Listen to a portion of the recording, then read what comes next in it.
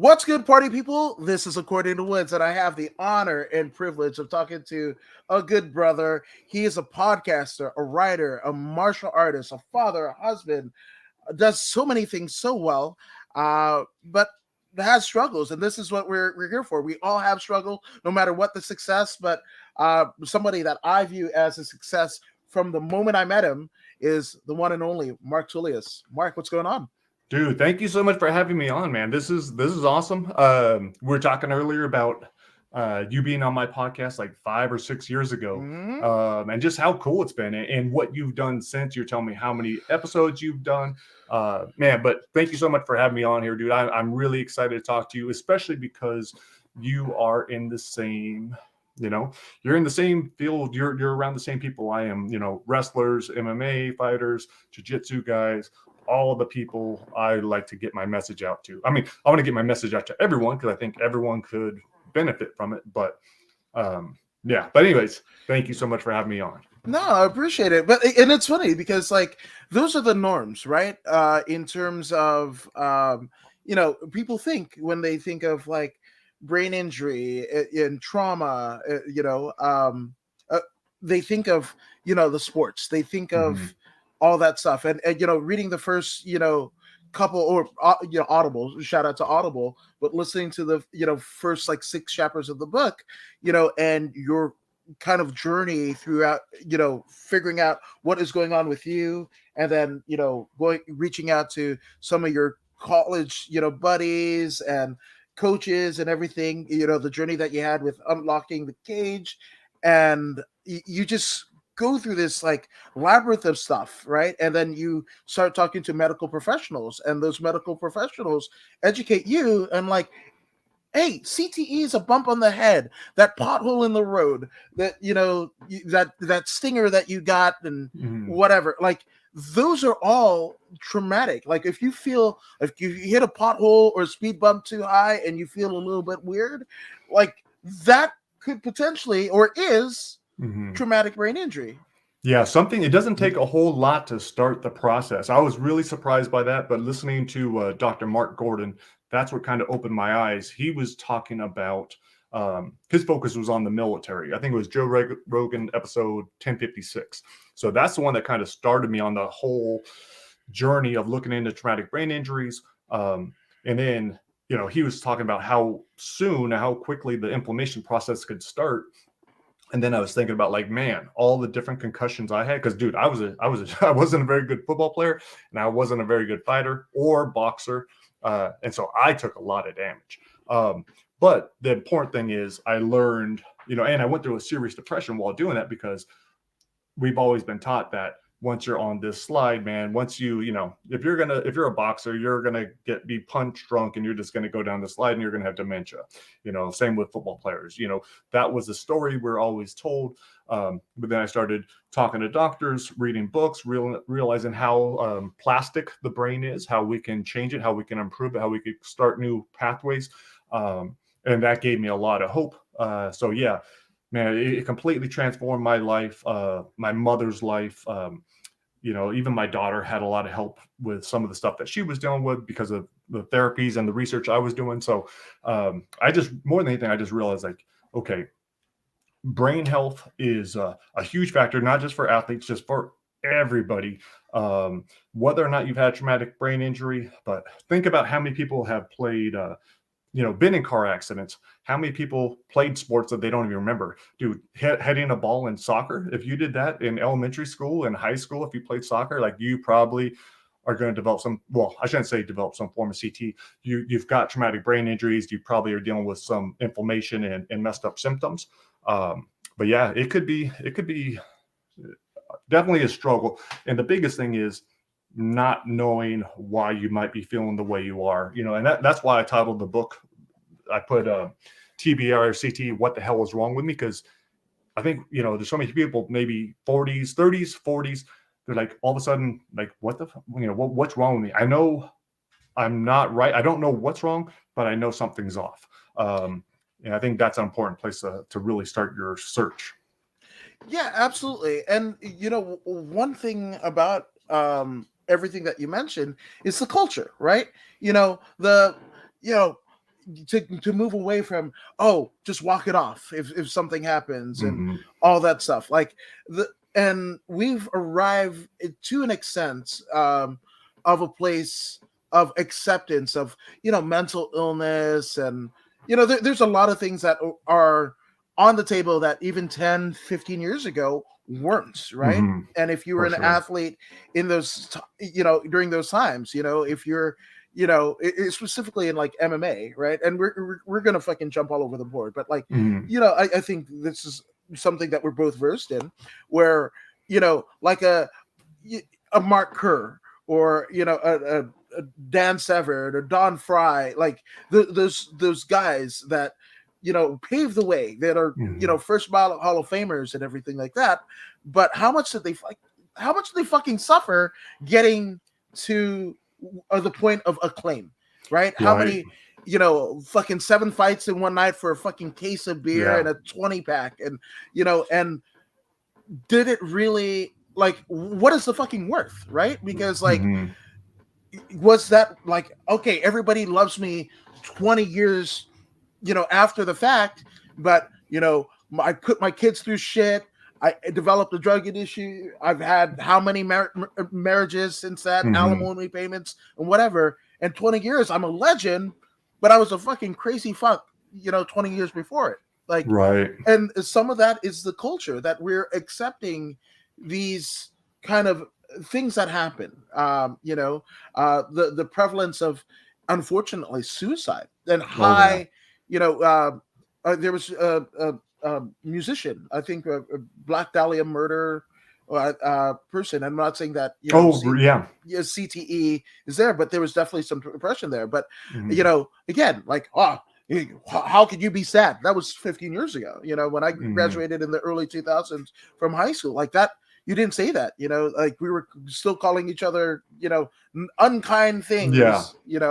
So in many ways, you can look at it as like society being both like so advanced that we have like electric cars and computers in our pockets, and we're accepting of everything, but then we're on the ass end of UFC 274, when we've seen one of the most vicious knockouts of somebody that you and I Yeah. have both been around, and of Tony Ferguson. And Mm-hmm. it's just like, oh, I'm starting to think about the dumb fucking memes that I post on my page with people getting fucked up. Yeah. And you know what? That is such a hard thing. I have a hard time watching fights, but I love watching fights. I hate seeing people get knocked out, but I love watching people get knocked out. And the same thing, like I don't watch football anymore.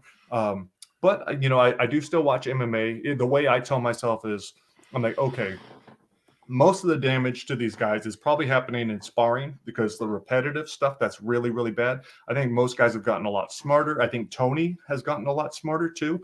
I don't think they do a lot of sparring before fights. Those hard shots like that, yeah, for sure. Those are scary. Yeah, but it's tough too, and I have a hard time, when fans call for blood.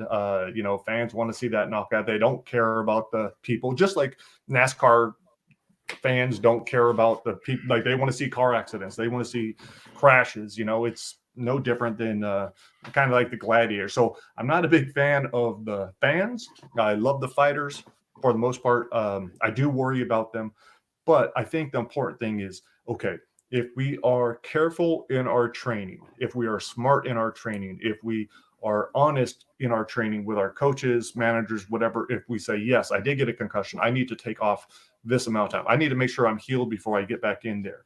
And the same thing after a fight, just being smart, and then going and getting the treatments to rehab the brain if there is an issue, get rid of the inflammation, make sure your diet's on point, maybe do neurofeedback or a different type, or HBOT, the hyperbaric oxygen, whatever it might be for your situation, and then go back into it. So I'm a little bit, I do feel better about it, because I think I was like, okay, I'm not that bad. I had a decent amount of concussions and everything else, but it looks like I have, according to all my how I feel, according to everything I've written, according to all my test scores, I have definitely rehabbed my brain. I am in a much better place. I know all these other fighters football players, they can do the same thing. Maybe it's going to cost them more money. Maybe they're going to need to spend more time.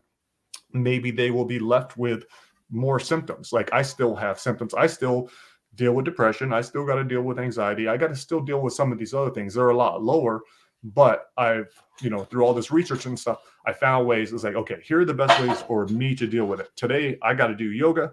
I already lifted my weights. I'll go in the sauna later. I'll make sure I'm working on my breathing. I'm conscious of my feelings. I'm not just going to bury it. So I do feel better. I do feel more hopeful, for all of my friends that are doing MMA, even the guys that are doing combat jiu-jitsu now, that's a big thing. Those guys are starting to take a lot of hits. And even if it's just the hits in, a lot of people think palm strikes don't hurt. Well, I've taken one from Boss Rutan, and that was the very first palm strike I took, and that sucked. So those guys need to worry about it. People that are in jiu-jitsu that simply hit their head, like I've had concussions just from being slammed on my head, again, but just being aware of it, realizing that you can treat it and that you can, you can fix it. Yeah, no, absolutely. And DW Dobbs over on YouTube, thank you for this comment. But how is Royce Gracie compared to Mark Kerr and the Shamrocks and etc.? And the few times that I've been around Royce, and it's just in passing. Maybe Fran wants to take a picture at a Bellator or whatever. But and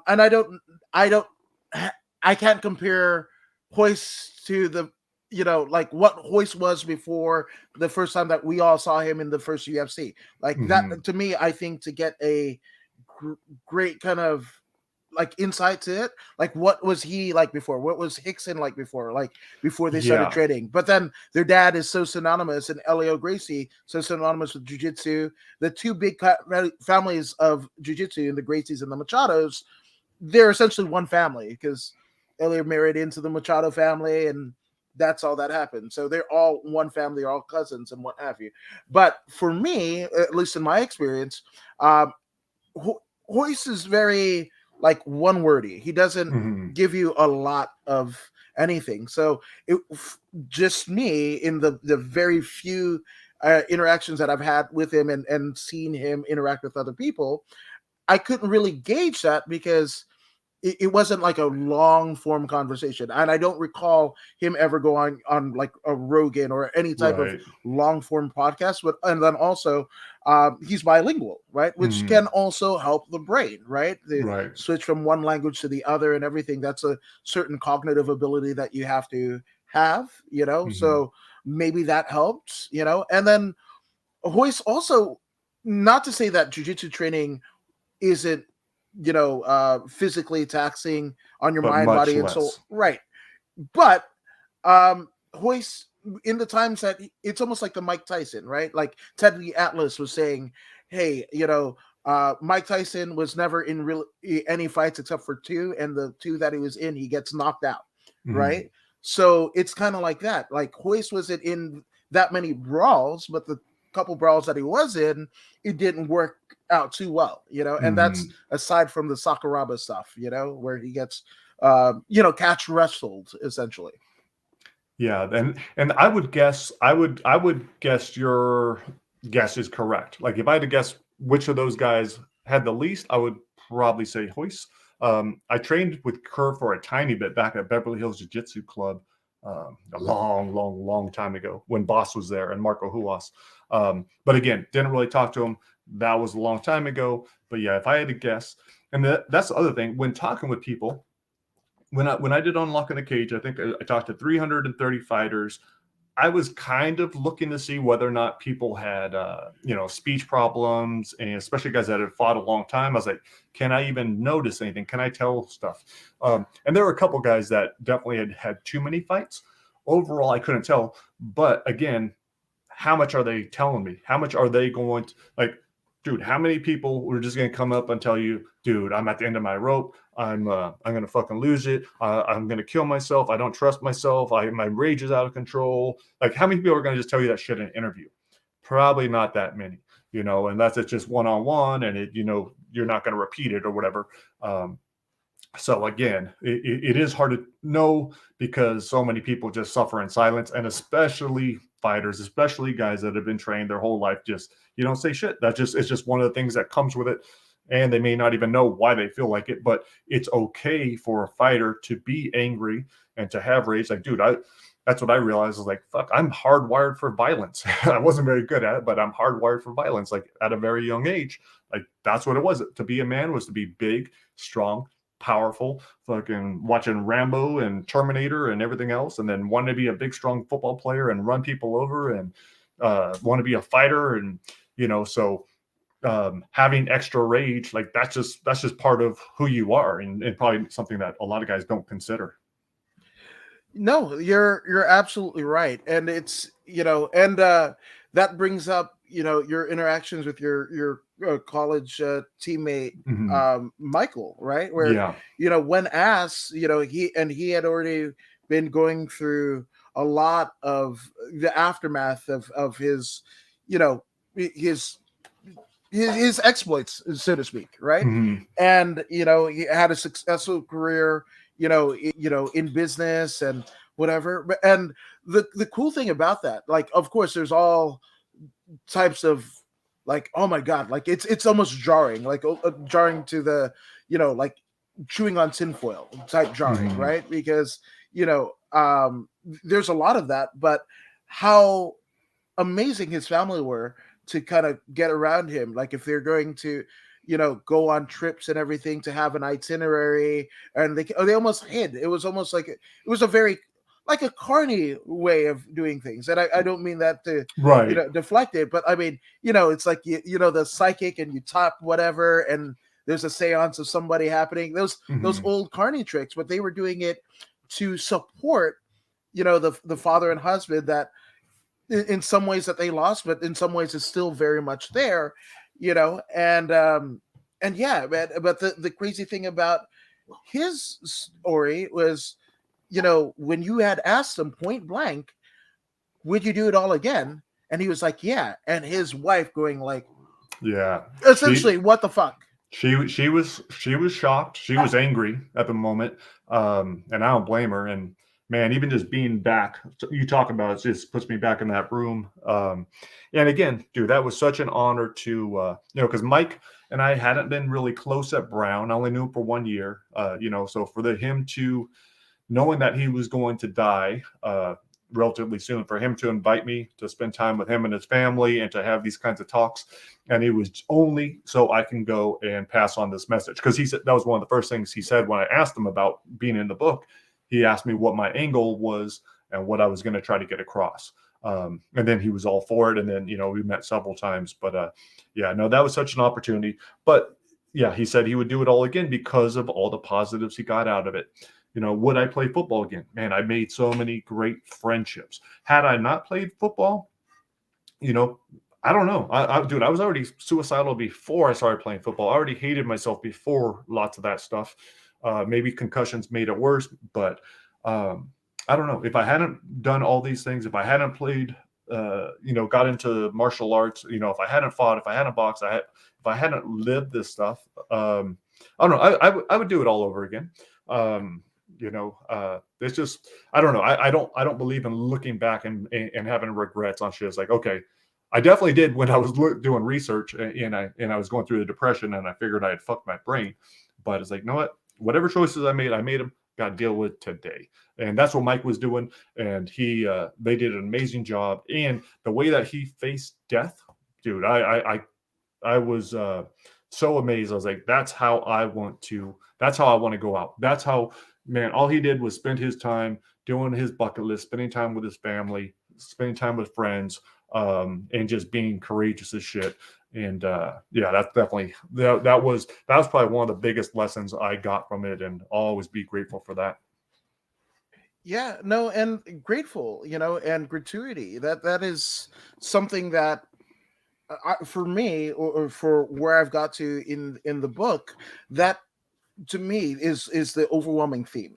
That's what I got from it. I don't know if that's what you intended, but that's it. Because sometimes, and we all get this way, and you so eloquently put, like I've had thoughts of suicide, before I even started playing sports and everything like that. It just maybe might have exacerbated the things that were already there, but we all kind of, like you said, we suffer in silence, like especially us as males, right? We Right. kind of like, we're supposed to be the providers, if we choose that route, or the Lotharios, whatever, like nothing's wrong with me. You were talking about those depictions of masculinity, the Rambos, the Arnold Schwarzenegger movies, the Rockies, and overcoming odds. That's what the thing, Rudy, those are the things that we fucking fight for and we look for, and we live vicariously through, in our time of desperation and need, and sometimes we don't even know that we need it. Like if Rudy will come on and whatever the fuck, I hate commercials, but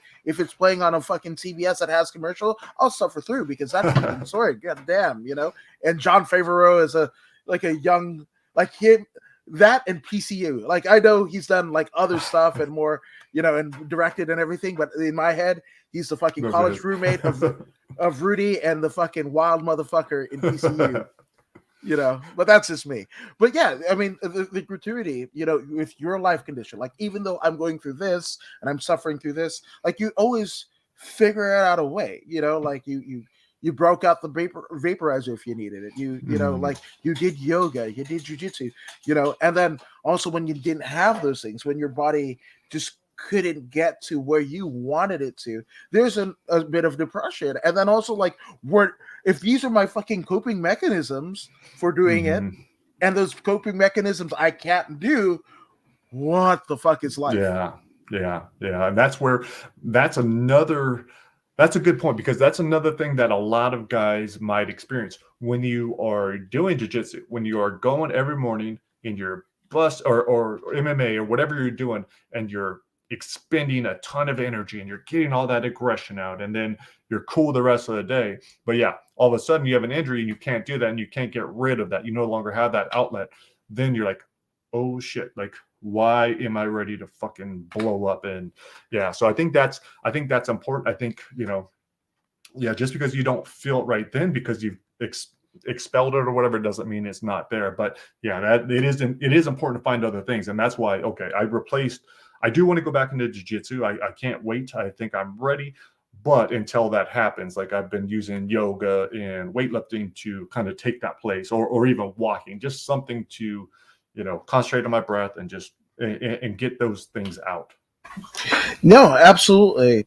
Speaking of Get Out, there's some cool things coming from DW Dogs, and I love that the interaction. But she first says, in reference to Hoist Gracie, she was thinking, was there a difference from the quote unquote soft martial arts of like jujitsu versus like a ground and pound style, For sure. Like the way we used to train was more of a ground and pound for sure. I was training at the first at Beverly Hills Jiu-Jitsu Club, and then Shark Tank in Rancho Cucamonga, and then I went to Las Vegas Combat Club. And man, we beat the shit out of each other. Like our sparring was full on fighting. Like it was and that was just such a bad way to go. In jiu-jitsu, you mainly would train jiu-jitsu and you wouldn't put the strikes in, or you would just pretend to throw the strikes.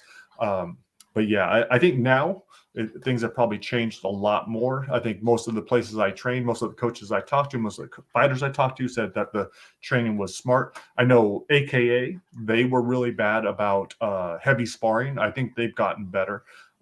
But in general, I would say, yeah, I would encourage my kids to go soft martial arts rather than the harder one and ground and pound. My daughter's at the point now where she's about to go into high school and she's talking about going into wrestling, and I'm thinking about concussions and, oh man, is she going to go into fighting? Because she also loves jiu-jitsu. But I just have to remind myself, okay, we can't be too afraid of concussions to where we're not living our life. We just have to be aware of them and then take care of them. No, 100%, and I love that you said that, and that was the the sentiment that we got from Mike, right, in the book, where like he wouldn't trade it for anything. He wouldn't do anything over, but if his son wanted to get into it, he'd like no, that he puts the kibosh on it, and it's so different, which I mean, that's kind of cool too, that you're letting your daughter kind of see for herself what her relationship with it with the art, first of all, something that you did for so long, to a large bit of notoriety, right, Hmm. within the community. The people who Hmm. know you and your work, both in the ring, between the ropes, on the mats, in the book. Hmm. You've again, might not be a household name to some, but Right. the people who know, we know who you are, and we thank you for everything that you've done. But you've also traveled a lot of the same roads that they had gone, right? So Mhm. that gives you a bit of, not that you're looking for it, but a lot more validity than other types, and the fact that your daughter, that's the thing that fucking freaks me out. Like, my dad was a musician, and then I'm like, oh, I couldn't do music because my dad, even though he wasn't a household name, he played, his contemporary jazz in San Francisco on the Fisherman's Wharf at the Cannery, right? Even still, like, he was just that creative. Like, I associate music with my dad, and if I go Mhm. into that, like, what the fuck? Like, I've got one of my buddies. He's actually, his dad is Terry Bozzio from Missing Persons Oh wow. and Frank Zappa, and he is a drummer, right? Like, Terry Bozzio was a drummer for those bands, and Rainin is a fucking drummer. And I'm like, how in the fuck? Like, your dad literally, or Nicholas Collins, Phil Collins' son, like, your fucking dad revolutionized the way we do this thing, and you do that thing. Oh, what the fuck, right? So Would it be too much pressure for you? Would that, do you think? I just know that there's a reverence that I have. Like, Mhm. I know I can sit and, like, do this or watch fights and what have you, but like, just the hours that I spent with my dad at Guitar Center and learning notes and whatever. For me, fuck, I want to be Pete Townsend, do the fucking windmill, and I'm out, crowd, whatever the fuck, learning the chords, getting the mastery of it. Like, there's other things that I can get a master for. That's how I can validate those Mhm. types of my personality. But, like, music wouldn't be it. Like, and one thing my dad didn't do is covers. Like, they'd be, my mom's family from Fiji. They'd be like, "Oh, Roscoe, play the Stevie Wonder song or play the Elton John song." And I was like, "Oh," and my dad would be like, "Oh, that one." And I think it was a gimmick at this point, but it could have not been. But he'd start off like playing a note, a recognizable note, and then go into whatever the fuck he You wanted wanted. to show them, right? So, like, I don't have that, like, artistry in that vein, right? Mhm. I can't riff in that way. So for me, I thought, like, fuck, if I ever learn music or learn how to play anything, all I'm fucking doing is covers. That's it. Dude, learning music is awesome. That was one thing I didn't think I could do. I always thought that was something that you had to be born with. And I'm terrible. I'm awful at it. But like that was one of the things I did for my brain. I've been doing it for like the last 3 years. I don't. It's good because it also helped me with my perfectionism. Because I was like, okay, here's something where it's just something that I enjoy. If I'm in a shitty mood or whatever, I can pick up the guitar. I can practice for 10, 20 minutes. I know it's good for my brain. It's going to put me in a better mood. Same thing with learning German. But again, I had to really struggle with my need to like be really good at it. I was like, okay, I want to master this. Or I want to get good at guitar. And then I was like, no, what? No, I don't, because I do so many different things. Like that's just one extra little fun thing. So I'm never going to get really good at guitar. I don't want to spend that kind of time, but I will keep it in my life. And dude, it's amazing. My daughter, she just turned 14. She has it in her mind that she also wants to be in a band. She's been doing singing lessons on her own. Going to a place for the last couple of years. She's doing performances. She's actually trying to learn music, like music theory on her own. That's what she spends her time doing. So, yeah, you don't know what your kids are going to go into or whatever, but it's like, I just keep telling them like, man, that's so awesome that you have all these different passions and that you have the ability to be successful at all of them. I never had that kind of belief. So that's one of the big things I give my kids. I'm like, look, and a lot of parents say that, and they're probably full of shit, like, or I don't know how true it is, but I think it is important to give your kids that belief that, like, okay, yeah, I can do anything. Maybe I don't want to be president of the U.S., but I could be a singer, or I could be, a sports athlete, or I could do this, or I could do that. But it's all about figuring out what you like and then doing that. You know, like you with the podcast, you love this. This is your passion. That's what you got to do. I have to write. I really enjoy doing my podcast too and talk with people. That's something I have to do. If I don't do it, man, I don't. What's the point? You know, like what's the point of life? So that's kind of how I feel.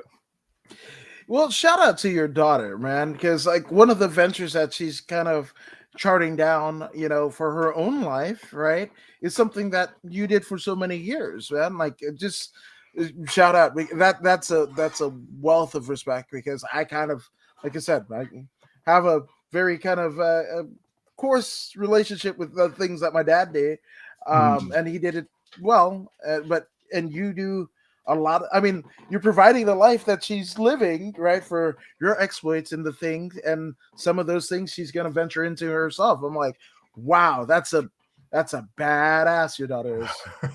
Yeah, and now she just shaved the side of her head, and her hair's purple or blue. She looks kind of fierce, and she's 5'11", and so it'll be interesting to see how she does in wrestling. I think it should be good for her. No, and it's, you say that, right? Like, oh, she's only, right? We know enough about fucking the way that combat athletes work and everything. Some of the baddest, like, I just watched the fucking Invicta fights. Holy shit, they were like 105-pound division, like 105. Like, I don't think I was ever 105, right, in terms of weight and everything. Maybe when I was 8, right? And like, not only are they doing it, and not only are they fucking women and whatever, but shit, dude, some of the best shit that I've ever seen in terms of an expression of combat sports. But again, this is like 6 chapters deep in seeing what you went through, what Mike went through, what, you know, Coach at Team Quest, like, fuck it. I'm like, I feel guilty. It almost became like, the guilty pleasure, you know, the one Justin Bieber song you like, or whatever, the BTS, whatever K-pop song that you like. I was like, it's tough because my wife is a huge fan. My wife loves jiu-jitsu. She loves watching fights. She'll watch fights more than I will, and I'll watch it. And then another thing I noticed too, when I do watch fights, so not only do I have the guilty pleasure going on, I like, okay, do I like it? Do I not like it? How should I feel about it?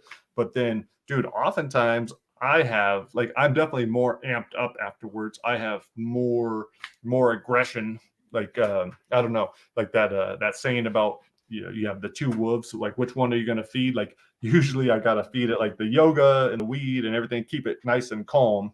Because if I watch the fighting, then it's like, okay, now I'm feeding that side. But it probably is good to have that balance, you know, and I think life should be about a balance. So yeah, I wouldn't want anyone to read it and just read the book and be like, oh man, I'm never going to watch MMA again, or I'm never going to watch football again, or whatever else.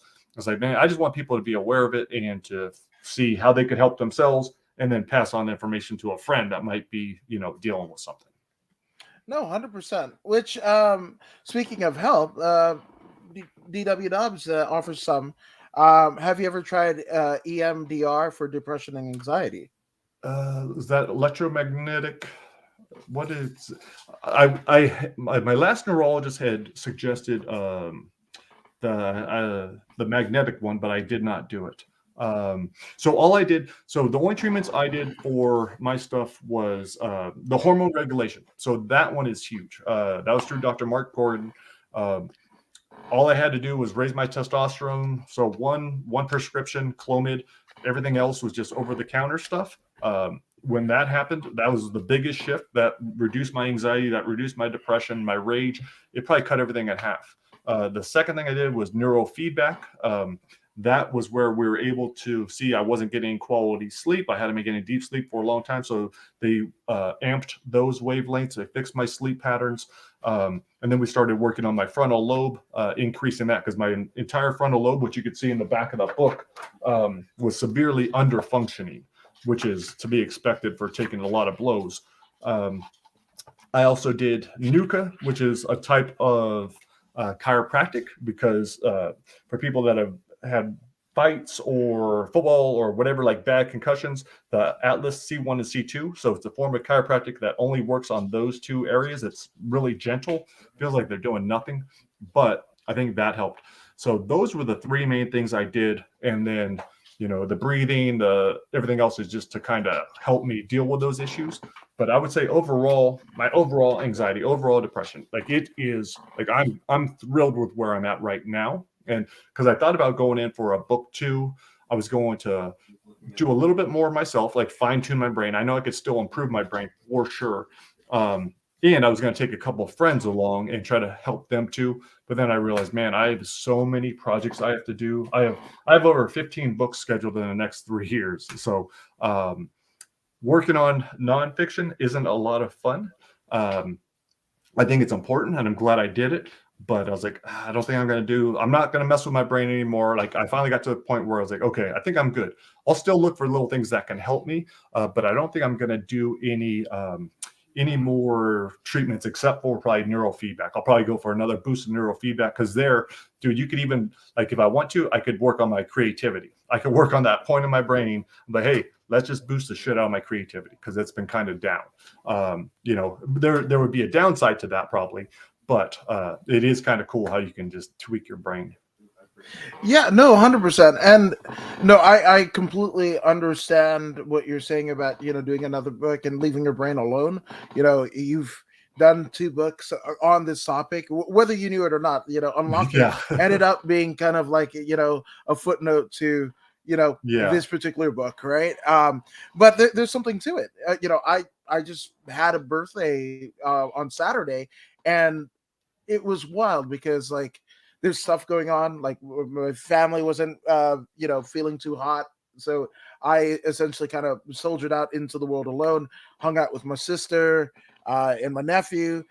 But I'm looking at my phone, and having, you know, a couple people recently, you know, kind of close to me or you know, kind of in the circle pass away.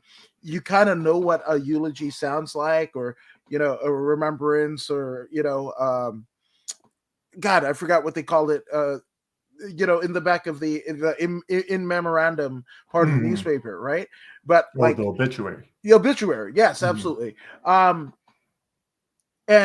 I'm, you know, here with my sister and my nephew, and we're having fun, and my family's at home, but then my phone is blowing up, and just like calls, texts, tweets, all this, whatever. And it was just like, I felt so grateful to be in this space, but I also felt like, oh my God, I'm living in my eulogy in real time. And it's weird. Yeah, that is a weird feeling.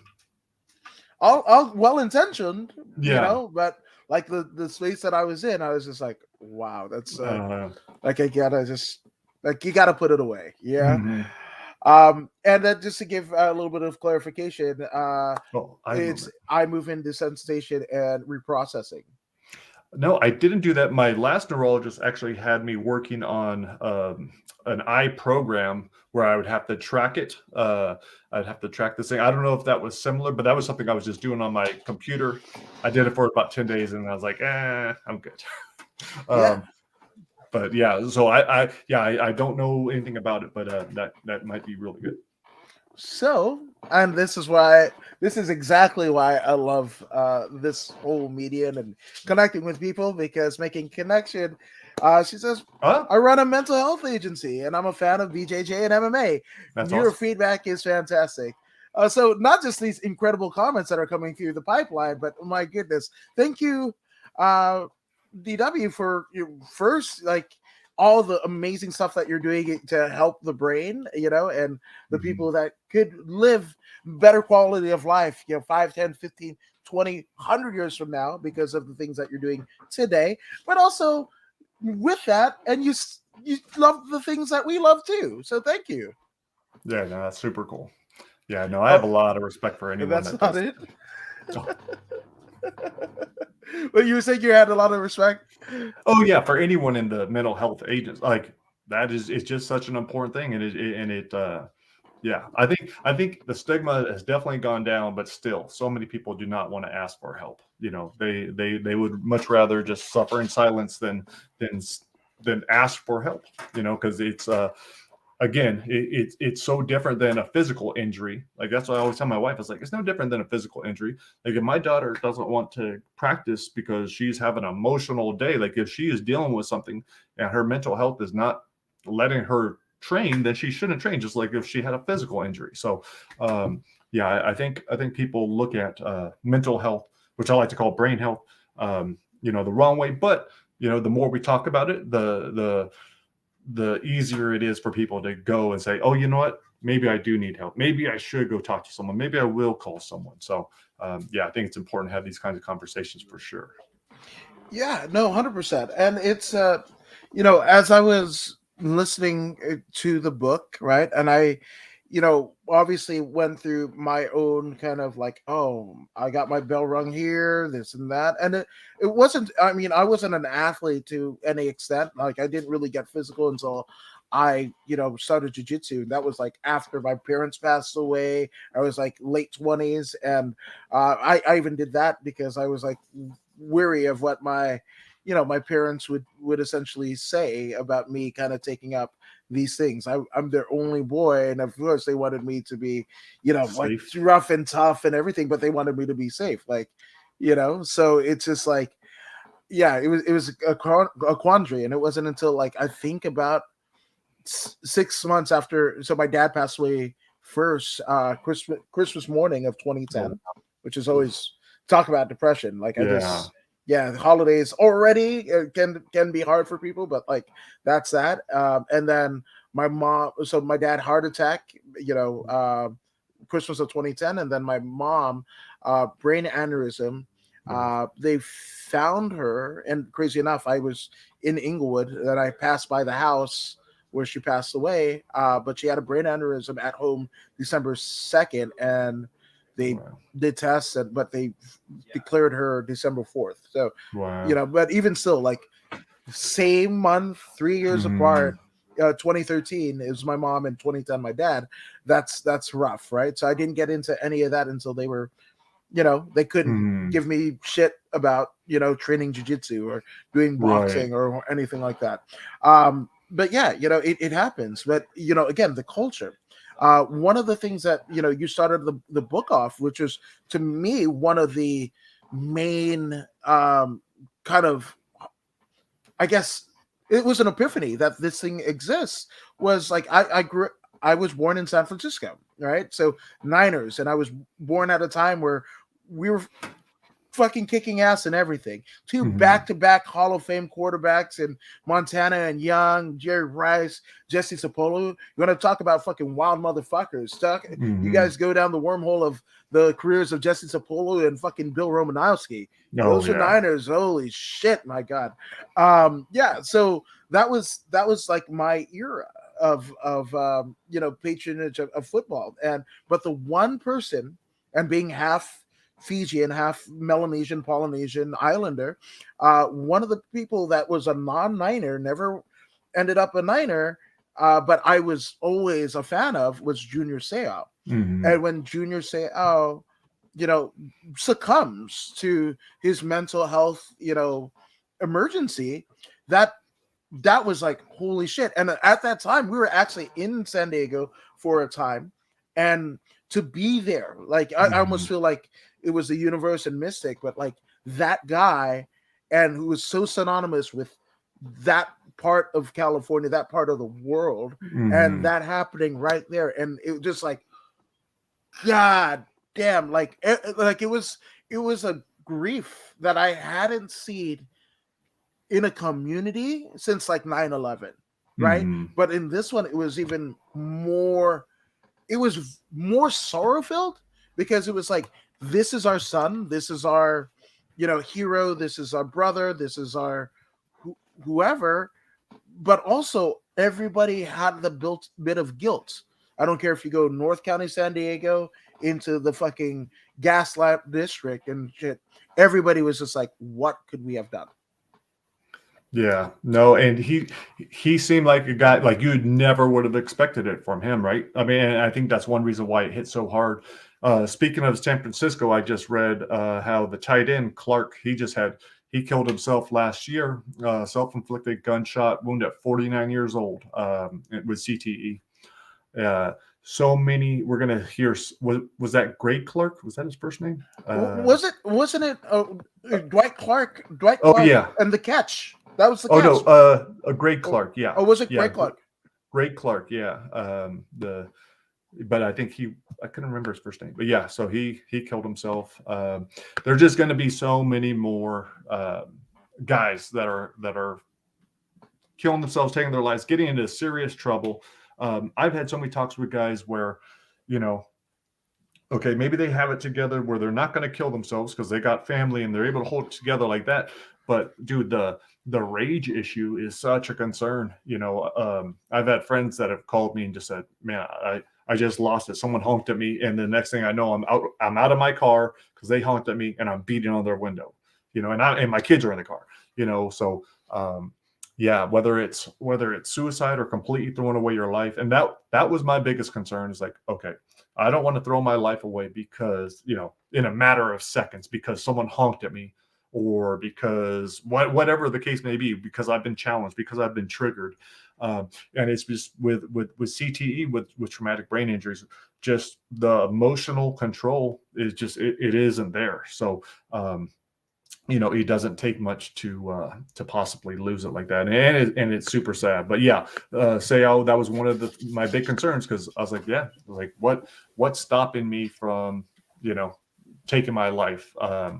Especially since it had been a thought that I had for so many years of my life. And it was like, that's the last thing I want to happen. But, it's important to take a look at and be like, okay, could it happen? So. Yeah. And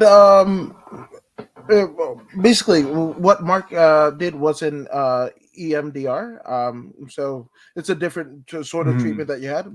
And yes, the stigma is incredibly strong, especially with men and men that are comfortable with violence, men and women that are comfortable with violence, which I this kind of strikes to me, right? Because we were talking about like phases of acceptance of the culture being acceptance of mental health, and CTE or TBI. I remember, man, when we were in San Francisco, like my dad, who is a Vietnam vet, anytime a helicopter would go overhead, oh shit, Charlie's coming to get us, and fucking go 100 miles on the freeway, fucking darting in and out. Like in his mind, he was in Korea during Nam, like that shit. And it, just like how we say, like, oh, punch drunk, right? Well, for military service people, it's fucking shell shocked, right?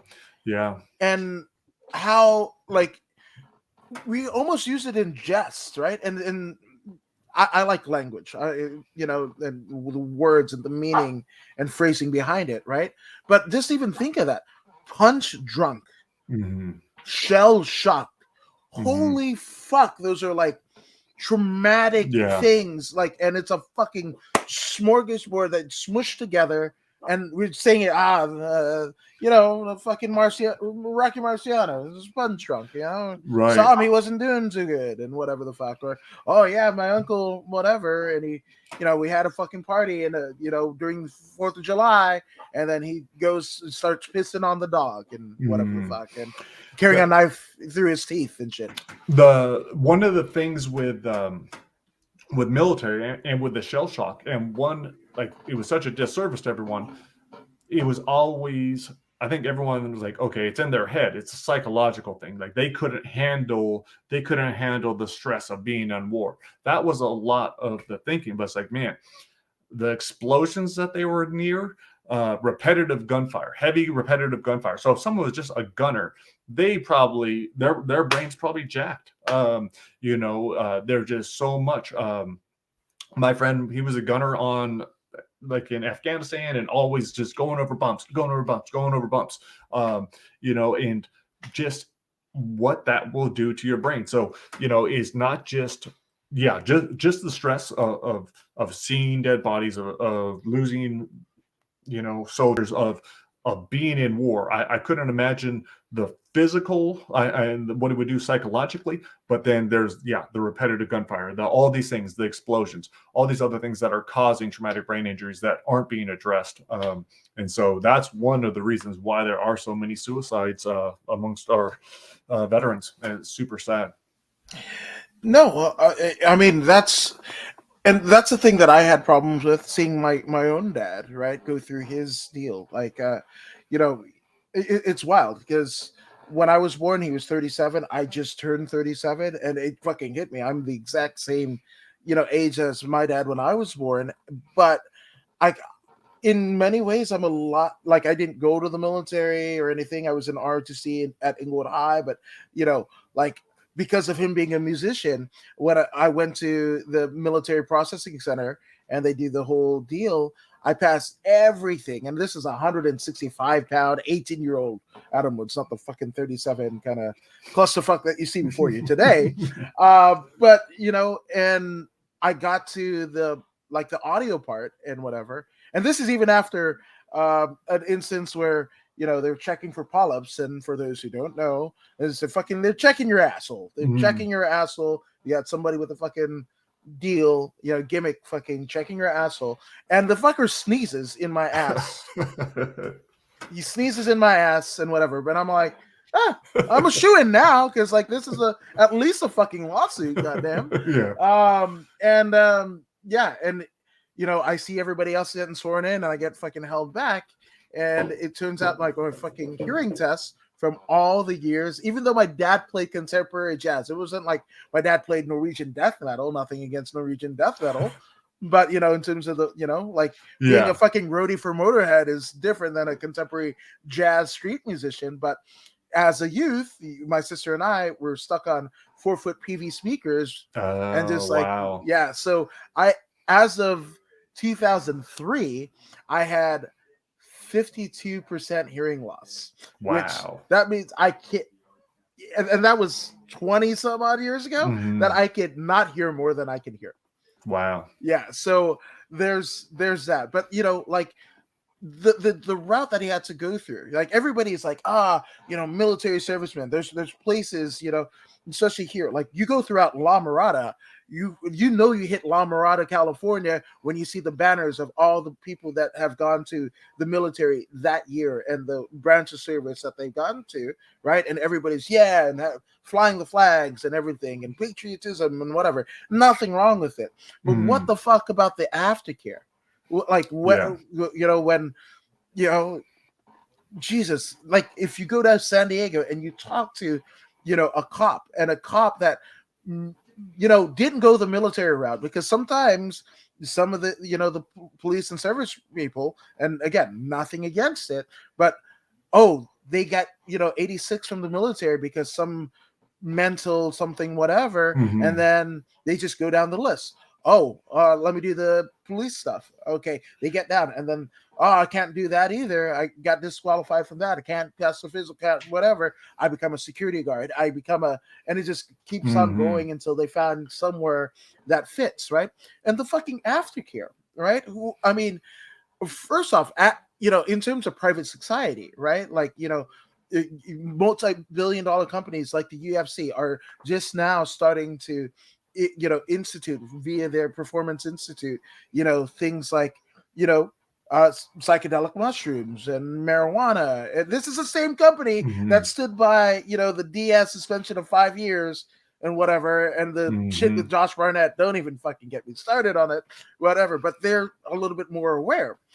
Where the military isn't, there's a code of order, there's a code of honor that happens there that unfortunately some of the information is slower to reach the military branches than it is the rest of the world. And you're like, God, we have this thing or whatever, but there's this thing from 1890 when somebody got fucked up on an acacia bush that we can't do that anymore.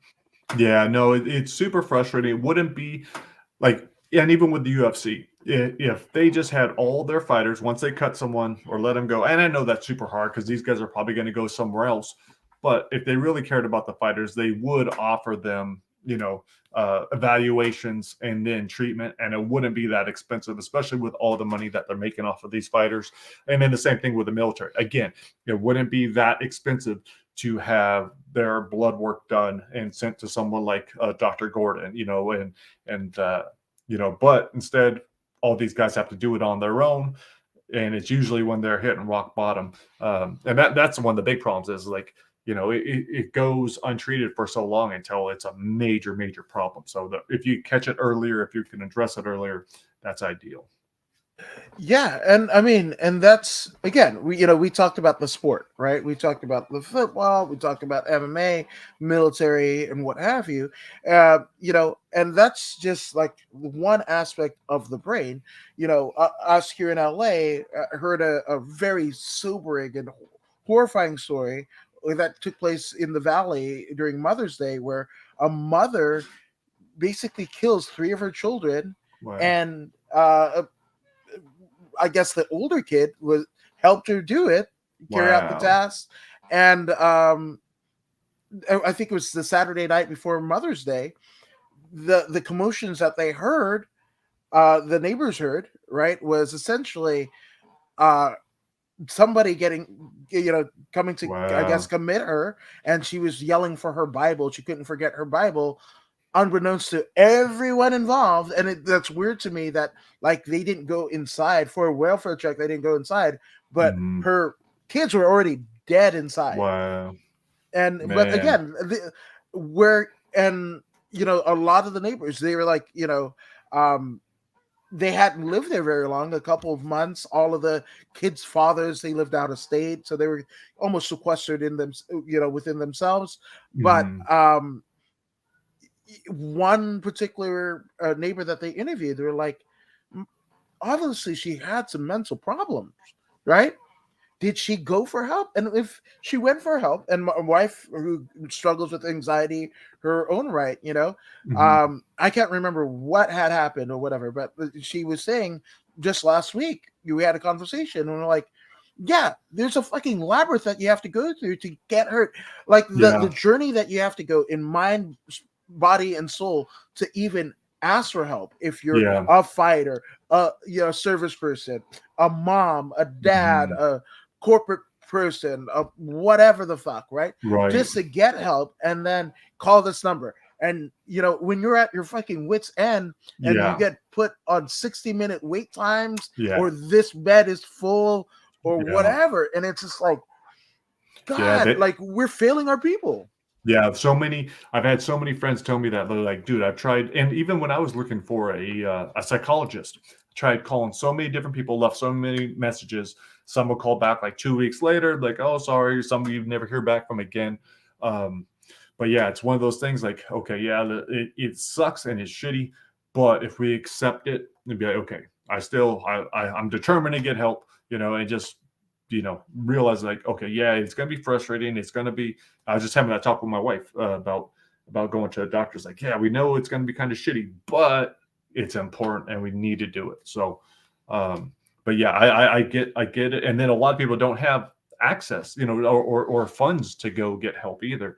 They can't get some of the treatments. I was lucky. I was able to afford all the treatments that I got, but I realized, a lot of people can't do that. So, yeah, it does suck that it's not available for everybody. Yeah. And it's so wild, right? Because like, an infrastructure, the government who's supposed to help the people and whatever, and they're failing. But obviously, the elephant in the room, everything has been politicized and stigmatized and everything. And that's just non-brain injury. That's just like what person you put on a paper, on a ballot, and whatever, and like whatever. It's all fucking team. It's all rigged anyway. But and it's all used to kind of separate each other, right? Things of race, things of religion, think of belief system, what you eat. I have Android, you have iPhone, blah blah blah, and all the people that swear to you, they'll look in the eye. Oh, I don't like MMA. I don't like violence. But then they're like, I'm on Team Android or I'm on Team Marvel. You're DC. Fuck this. This movie. Fucking Ozarks. It just doesn't. There's nothing compared to Better Call Saul. It's like, and like, you're fucking doing it. You're doing it. God, Jesus, you're doing it. You're doing it. Yeah. And it's just like, society's tough, man. I don't know. I just say treat everyone. I try not to get. I don't care what someone thinks about religion, politics, whatever, man. I don't even ask. I don't care. I always just say, you know what, my beliefs are not fucking truth. It's just what I feel. What it's my opinion based off of my life experience. So that means that they're and they're always changing. And if I get new information, then it might change. So my beliefs are not set. They're not real. I don't believe anyone else is real. That's why I tell my kids, no, I was like, don't believe anything anyone really tells you. I don't know. I'm just very, it's very upsetting to see how much our country has been divided. That it does seem like it's been intentional. And if not intentional, that's where it is. So yeah, our country is divided. It's super sad. And I don't know if there's ever going to be coming back together either. No, but it's a culture. It's definitely a culture. And we were saying about, the fact that we can talk openly about, weed being what it was meant to be and has been, for thousands of years before this kind of existence as a sacraments, that way of breaking bread, so to speak, and that type of thing, psychedelics, like things that come from the earth. And those, I got tripped out as fuck when I saw Bryant Gumbel, Today's Show, Bryant Gumbel on Real Sports actually fucking talk about psychedelics. I don't know. Really? I didn't see that. Oh my god, it was amazing. And it was a weird, it was definitely counterculture in the truest instance there, because you have button up, classically trained, news people and whatever, right? And they're like, well, and whatever, and they're talking to a hockey player that was known for fucking getting into beat down fucking fights and everything, and they even had a nickname, based on his name, and they he was like a goon or whatever the fuck, and he's just easy breezy. He's I fucking took a hero dose of psychedelics and all that, and how much it helped. And to me, that was a crazy type of culture, because it was a culture clash, because you've got the straight lace button ups against I mean, maybe that person before they found hockey or found, Dean Lister was, at the tail end of it, everything that Ian McCall is doing. Ian McCall was almost a centerpiece, at least for the MMA sphere of it, and what he's doing with the psychedelic treatments and how it's helped him and all that jazz. And essentially, it's a culture that we can talk about now, right? And specifically with MMA and combat sports, we had the culture of, the Ali's, or, these 12-round fights drag out, blah, blah, blah. In MMA, the late 80s, early 90s, the old school tough man competitions. We forget about that. Just a fucking guy that wanted a beer, and they just beat the shit out of each other until one gets knocked out. There's no rounds, there's no whatever the fuck, man. That's that, or the one night tournaments and everything like that, right? And that's and even I think the most clear example right now, if you almost want to try to almost from a very beginning, is women's MMA, right? Because women's MMA had, much like all forms of women's sports over the course of history, right? They're you got, guys going, oh, they'll never be as good as the guys, and I won't watch them and support them. And then even a weird kind of deal where even women will fucking turn on them, and you're they should be like me and have a husband and kids and a family life, or be a CEO. Why the fuck are they doing that? Well, that's so stupid. Oh, and then there's even a stigma of the outfits, those are fucking too risque. I'm not gonna like. There's that, right? And then like over the course of, I mean, Dana White famously, and I remembered Oh so yeah. well because like that was the day my dad fucking passed away. Christmas of 2010, TMZ catches Dana White right outside of one of the steakhouses in Beverly Hills, and Ronda Rousey is coming up to the Strikeforce Challenger Series, and I think she won the Strikeforce title at that point, beat Misha the first time, and it's like I will never have women's MMA, women in the UFC, right? That was his deal, Not that right? long ago. Not that long ago, right? And now there's 4 divisions. Co-main event was that. We've got Invicta, amazing stuff. But so that's a culture, right? That's a culture, and we're slowly but surely getting away from that culture. I want to believe, right? And then now we're more like maybe the martial artist or somebody that just trains in MMA and what have you, and that's a culture, right? And then maybe the next iteration of whatever an athlete or a MMA fighter or a combat sports fighter will be is maybe somebody that is, or a culture that they're aware that CTE and traumatic brain injuries exist, and maybe we're not doing any hard sparring at all. It's all situational training and whatever. We're just training for that opponent. Like that type of stuff. Like I want to believe the next iteration of our evolution as combat sports enthusiasts, whether we actually actively participate or we just love the fucking shit, right? I want to believe that, like, Jesus, like we're going to be at a place where we're at least cognizant of it. Because funny enough, when I opened up, I mean, when I had the book playing, I was on the freeway, the 110 freeway, and I was looking over to my left, and there's the fucking crypto.com arena, and I'm looking over to my right, and it's the fucking Bank of California Stadium. Soccer, headbutting the fucking ball, and then a place that's played host to WWE, UFC, and boxing, YouTubers fighting, all of that shit and whatever. And I'm all like, oh my god, these are just fucking showcases for people to get fucking brain injuries. God damn, I hate this. Yeah, our little coliseums, our little gladiator arenas. Yep. But I enjoy it. I'm still going to watch it, and I think you're right. I think it is only going to improve. I think we're just finding out more and more. I believe there's a lot of, like, the NFL has been terrible about making changes.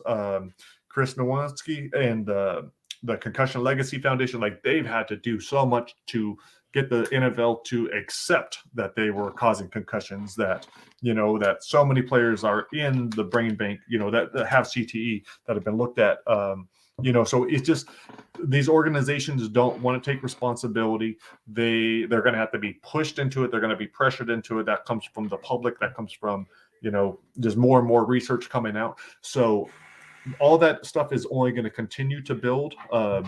Awareness will only continue to build, and people will start demanding changes. And like, overall, like, how much has players, like even MMA fighters, how much their pay has improved? It's still not the best, but it's definitely improved. So I would like to think that they're going to continue to improve. I think you're right with that. I think that's the way it should go down. Well, I love that you mentioned Chris Nowinski and the Sports Legacy Institute, because I mean, I don't know how familiar you are with his story, but Harvard graduate, right? And then ends up in the fucking WWE as a fucking contracted wrestler and gets a series of concussions there, and then has to retire. Here's his book. Oh shit, you got it. There you go. Yeah. No, I hadn't watched him. I didn't know that he was a wrestler. I only found him when I started doing the research. I got his book. I've talked to him. He was super nice, incredible guy. I've donated my brain to them. Anyone can do that. They especially need female brains. If you played sports, that's even better. But yeah, that's the Concussion Legacy Foundation.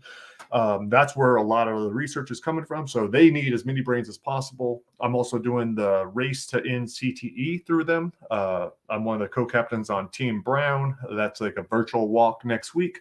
But yeah, and honestly, Chris was awesome because a couple of weeks ago, I had a friend write to me from Brown saying that he was at the end of his rope. He didn't know what to do. He had been in the military, tons of problems, but really like super scared. I sent an email to Chris. That next morning, Chris was on a Zoom call with the guy, and giving him guidance. So I was like, that's awesome. I'm in debt to them. Michael Portman, that's where his brain is going to, or went. But yeah, he's doing great things. And yeah, you're right. Just because of the concussion that he took, or the series of concussions, how much he learned about what concussions are. And now that's his life work to stop other people from doing that, to stop other people from dying. The number of, it's rare, but like the second impact syndrome, high school kids that are dying because they've had one concussion. They don't get healed, and then they're back in playing, and then they have another one, and the next thing you know, they're dead. So, again, rare, but it does happen. So, no, thank you to Chris and the CLF for everything that they're doing, because it's organizations like that are changing football, that are changing, they're making a big push in Australia with rugby. They're alerting everybody about the dangers of soccer. It's not just those sports either, but that's where so they're making a big difference, and I'm really grateful for them. Absolutely. Now, and it's weird, and this has almost been my barometer, right? But unfortunately, we had the Chris Benoit situation. And for those who don't know, Chris Benoit was a wrestler for over 20 years, grew up in Edmonton, trained with the Hearts, in Calgary. And that, ends up becoming, multi-time champion, first of WCW, then with the WWE, right? Two big companies, right? Fucking WCW owned by Ted Turner, and then WWE, still in existence today, right? And what has been classified as a murder suicide, and basically the course of action over a weekend that was supposed to see him win a title in the WWE for a pay-per-view that Sunday, but I think it was like Friday night. He ends up choking out his wife Nancy. At some point after Saturday, he basically chokes his. I think with Nancy, I can't remember. Might have not been strangulation. It could have been he put something in her drink, something, but she ends up passing away at his hands. Then their son Daniel, who was about 7 at the time, he strangles. Which, I mean, again, how can you? That's like the worst, right? And then ends up committing suicide and has a stack of Bibles near his body, right? And then that was one of the, at least for me, one of the big cases where it thrusts the work that Chris and his foundation were doing, because Michael Benoit, Chris's dad, donated his brain, and there was a lot of things. I mean, that was the media tornado bubble chamber of that. I think it had to be like a week, 2 weeks, or maybe even longer than that. Everything from Fox News, MSNBC, your Good Morning America, your Good Day LA, everybody was talking about it. And then they forgot about it. But Michael Benoit had the wherewithal, to basically donate, Chris's his brain.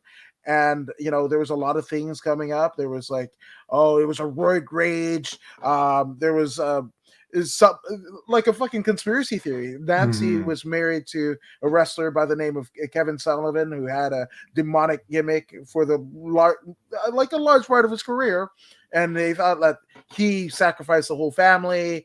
It got fucking wild. It got fucking wild. People don't want to accept that their stars, that their sport can kill their stars. People don't want to accept that football can wreck brains. They don't want to accept that wrestling can wreck brains. So many friends, dude, I got tons of friends that have their kids playing tackle football under 14. And like all the research shows, like, no contact sports before 14 unless you want to fucking, I don't know. So Yeah, I forgot my point, but that's always upsetting. But yeah, so much of it is just people not wanting to accept it. And yeah, Benoit's brain, they said it was severely damaged. It looked like an 85-year-old Alzheimer's patient. So he did have CTE. Woman. It changes gender. Oh no. Sorry, 85. The brain resembled the brain of an 85-year-old Alzheimer's patient. Okay. Yeah. Well, I actually heard. I mean. You heard that? Oh, okay. Yeah. But I mean, again, I don't know what's live or Memorex, but that was, in terms of biochemistry and endocrine systems, and especially as we're getting into, the weird deal of, male to female transgenders competing in natural born female, like there's a whole biochemistry in it, and I'm not at all qualified to talk about any of it, but that was one of the things that I heard and made sense to me, because 85-year-old Alzheimer's patient, that, and then the brain activity of female, so he had enough estrogen running through his circulatory system and whatever, that's where his brain matter was, from where when he was born to when he ended up passing away and committing these horrible acts. Such a departure. And I mean, he was on TV, I think, the week before. And there's nothing. I mean, and again, culture and time and everything like that, you have to be cognizant of it. We didn't know as much even in 2007 of what we do now. I think 2006 and 2007 is when it happened. But what we would consider the peak of physical condition, dude was, I mean, he was not tall. He was maybe about 5'9", but wide as a fucking brick house. My goodness, and you would think like, and that was kind of it too. It's like the shock, like, to that guy, and it was that there was waves, me specifically, me selfishly, it was like, that Benoit was the guy that, if your friend said wrestling is fake, you fucking sit there silly asses right in front of the TV during a Benoit match, and they fucking found out, and so it's that guy. And then also, like, again, peak of physical condition. And I think, I'm within maybe a year or two of him passing away, there's the steroid scandal, the second WWE steroid scandal. There was one that almost took him down in the early 90s and whatever, but like the second one where there was a chemists, or what do you call those, the people that dole out the drugs, the pharmacists. Yeah. There was a pharmacist that basically shipped, like, it was a whole dossier, and it shipped, people were in the NFL, NBA, wrestling and whatever, but guys that got over, I guess, through the mail, performance enhancing drugs via this one pharmacist, and then the pharmacist got taken down, and it was just like blah, blah, blah, blah, blah, blah, blah. And he was one of the names. So that's why, it was, again, it was very close, a year or two before this tragedy ends up happening. That's why everybody was like road rage, because he was one of the names. But to me, it made sense about, like, the amount of trauma that he had in brain. Like, one of his moves was a fucking flying headbutt, where he goes to the top of the fucking ring, the tallest point of the actual ring post, stands upon the fucking ring post, and jumps down using his head to hit his opponent, his prone opponent, right? So there's only there's a couple ways that could go.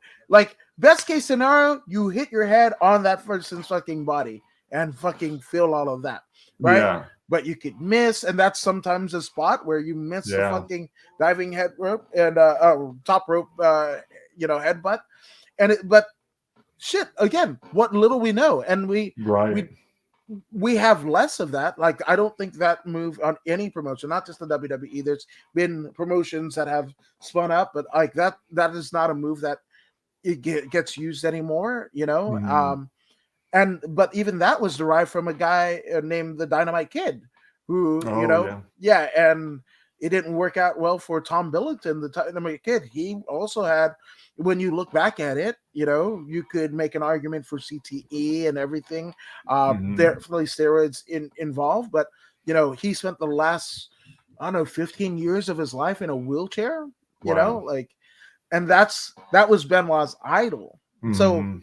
already, and it's kind of listen to it from outside looking in, right? Because you were saying like how the thoughts of suicide were there with you even before you began sports, right? Mhm. He idolized, whether that murder suicide happened or not, he idolized a guy that unfortunately we kind of knew where it was going to go. Right. We maybe Tom Billington didn't know because there was not Mhm. a Dynamite Kid before Tom Billington, but Benoit, maybe in the back of his mind, he knew it couldn't end up too good, Yeah. right?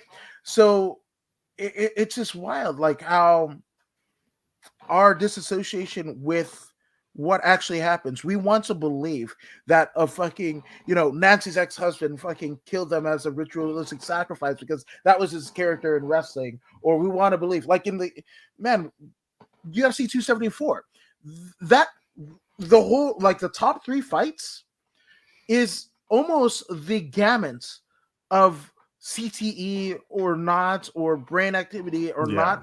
We have, Charles. Lausanne, Well, yeah, we have Lausanne fucking with the food Peroni. poisoning, right? Yeah. Right. Yeah, So because that didn't go on, right? The right, Lausanne Cerrone, but like both of those guys, oh my God, like I'm worried. right. So there's that, right? Then you have the fucking headlines going into the title fight the day before. The champion Charles Oliveira misses weight, Mhm. which fuck weight cutting. God, stop. Yeah. Like, what the fuck are we doing, right? And obviously there's 2 sides or more than 2 sides of every story or whatever, but I have a particular theory, especially in relation to UFC and their relation to the State Athletic Commission, to kind of get legalization state by state, and try to become legitimate, try to get pay-per-view deals and all that shit. But I believe weight cutting was basically barred from wrestling and boxing. The only thing each state athletic commission, and sometimes even pro wrestling, but Mhm. that's the only thing.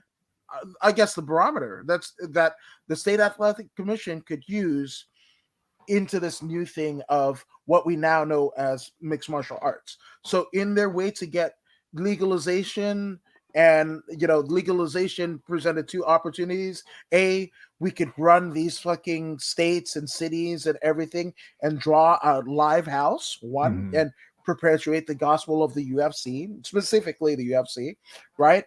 And then if we're legalized in the state, well, we can go to the fucking cable companies. Hey, you can carry this fucking deal, right? And Mhm. then from that cable company, hey, now we get a consistent fucking Fox deal or pay to play type deal where we're in the culture of sports enthusiasts. We're getting the ESPN coverage, we're in the sports pages of the results of the matches, right? And I think weight cutting comes from that because they borrowed from what they knew. The state athletic commission borrowed from what they knew in wrestling, boxing, pro wrestling, boxing, and amateur Greco-Roman, Mhm. NCAA type stuff, right? But you're promoting a 185-pound title fight, right? But the combatants, when they step into the cage to fight for the fucking title, they're 205. Yeah, that's Is it nuts. really a fucking 185-pound fucking title fight?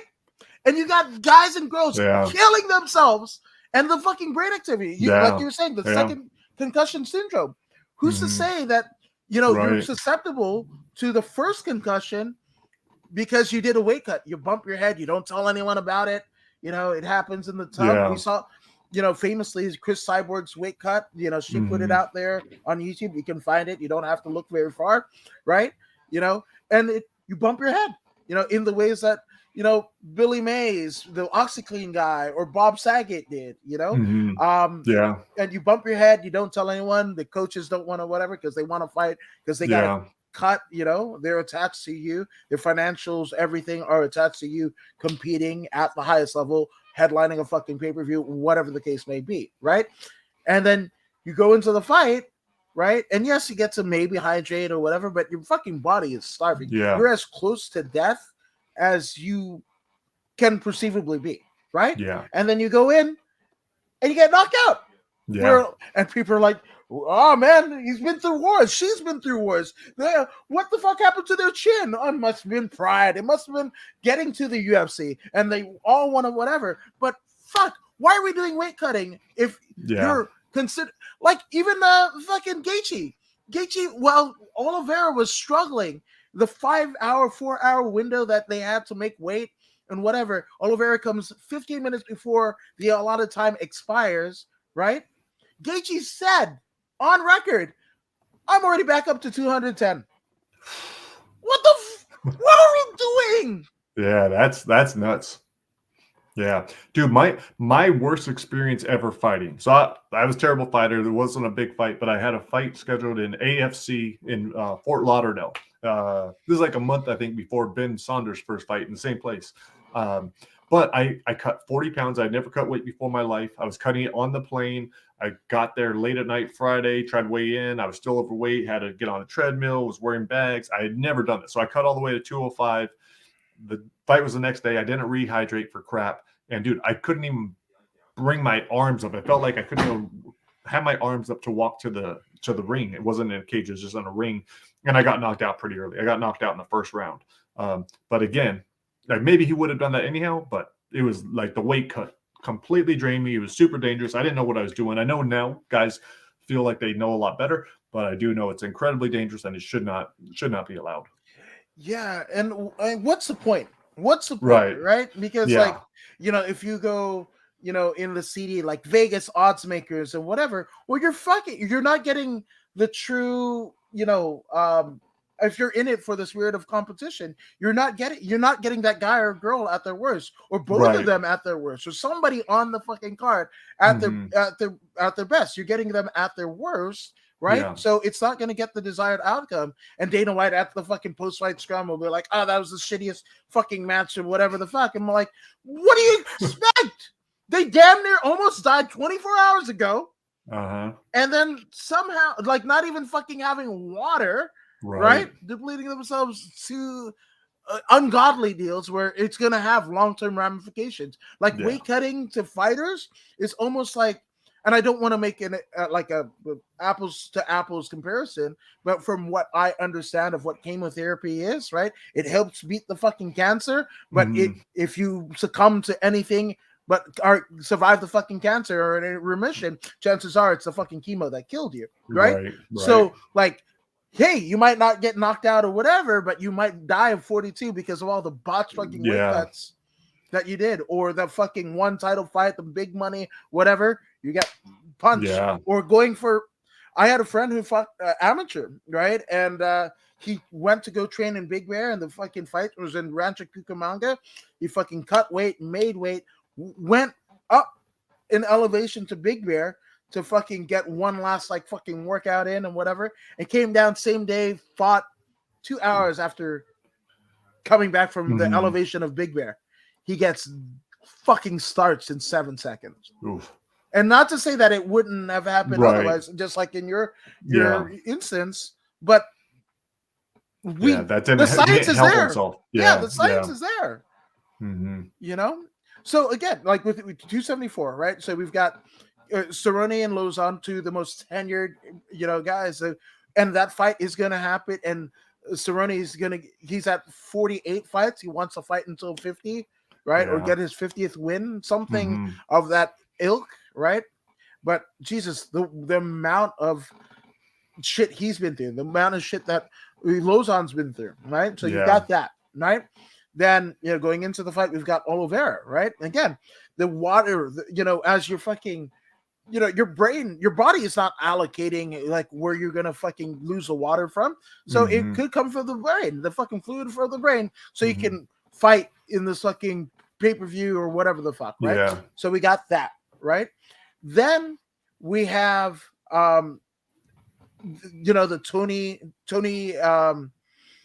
Chandler fight, right? And that, Jesus Christ, man, like I don't know what the fuck to make of it. And to me, and I don't, because you have friends, you might even be friends with Tony. Like I don't want to speak out of school, and I'm being very like delicate, but we know people who know Tony. Like I was at 10 Planet Party when Connor jumped the fucking cage at Bellator in Ireland and got to ask him what the fuck he thought about it, and not as a like interviewer or whatever. This as a dude who happened to be there when this thing happens, and all of our fucking phones are blowing up because Conor McGregor jumped the cage at a rival promotion in Ireland, right? So somebody who fucking put the UFC title on my fucking shoulder to take a picture, like, love the guy, a fan of his fighting, everything. But let's not address the fucking elephant in the room, right? He took a long sabbatical, like, obviously, from his last fight to now, a year-long sabbatical. But even before that, that was an involuntary one because his wife basically wanted a psych hold because he was hearing people in the walls. I didn't know that. Wow. That's it, right? Yeah. And I made the fucking concession. Like, God, I want the fucking, Tony and Habib fight to happen. I want Tony to go into a fucking title run. I want him to fucking, fucking flash KO a motherfucker. I want him to fucking Imanari roll every motherfucker, right? Just so he can just steamroll everyone. But the second he gets hit in the head, you can hit him in the body, you kick him in the legs, whatever the fuck. The second he gets hit in the head, I'm out. Yeah. And I feel the same way. And again, we're not in a ever since the loss to Gaethje, and I hate to MMA math it for a real situation because I don't care about like having a good fight. Like I think I'm beyond that, and especially in the case with Tony, we're not. Yes, he's one of the top 10 in the world, but when he gets to that, like, what is the end game, right? He keeps fighting. Does he get another title shot? And maybe be facing somebody that's 3 to 5 years younger than he is, right? And MMA younger, where like not have as many wars as fucking Tony Ferguson has been throughout the course of not just his UFC career, but his pre-UFC career. He, like you, played football. Like, he was an uber fucking athlete, right? So like all of that, all the damage that is done. So what is the end game here, right? And I get weirded out, man. I get the heebie-jeebies when he's like, "This is all I do." So he had a podcast in 2018. That was the last episode. But like, I would love to hear that. I love when fighters or anybody in the game, they end up doing it. Doing OnlyFans. I don't give a shit. Like, whatever it is that you're not doing this, because if Dana White is saying this is not a career, but it's an opportunity, but we'll fucking lambast you and cut your pay if you don't fucking alms bear or do exactly what he believes you should be doing. Like, it's all Foxville. So Tony, unfortunately, as he's nearing 40, if he's not already there yet, right? And he was winning that fucking first round, right? What is 45 going to look like for Tony Ferguson? Right. Title or no title? $1 million payday or no $1 million? Habib fight, no Habib fight. Doing the fucking thing that I said, knocking out every motherfucker in route, or getting knocked out in every instance, whatever. What, he still has a wife, he still has a family. He's and when again, this is pre-pandemic where he was placed on hold at the behest of his wife because he was hearing things in the walls. And Tony's already an eccentric, irreverent figure. He's somebody that I don't know if I could get a good. I love getting interviews and podcasts out of people. I don't know if he can fucking light up Brett Okamoto like that. Fuck, I don't stand a chance. As long as Rogan and Tony have known each other, to my knowledge, I don't think Tony's been on Rogan. I haven't seen it. Right. So there's that, right? And then you go up, and then you have the strawweight, Carlos Barza, Thug Rose, right?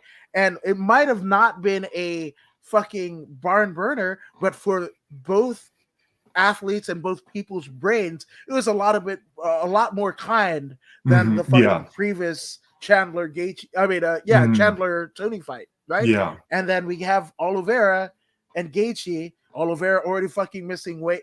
Like, again, the entire gamut in terms of the brain. You have You know, Right. the fucking accumulated deal of Lozon and Cowboy, and likely that didn't happen. We averted death, but we're gonna Yeah. fucking get death in the future, right?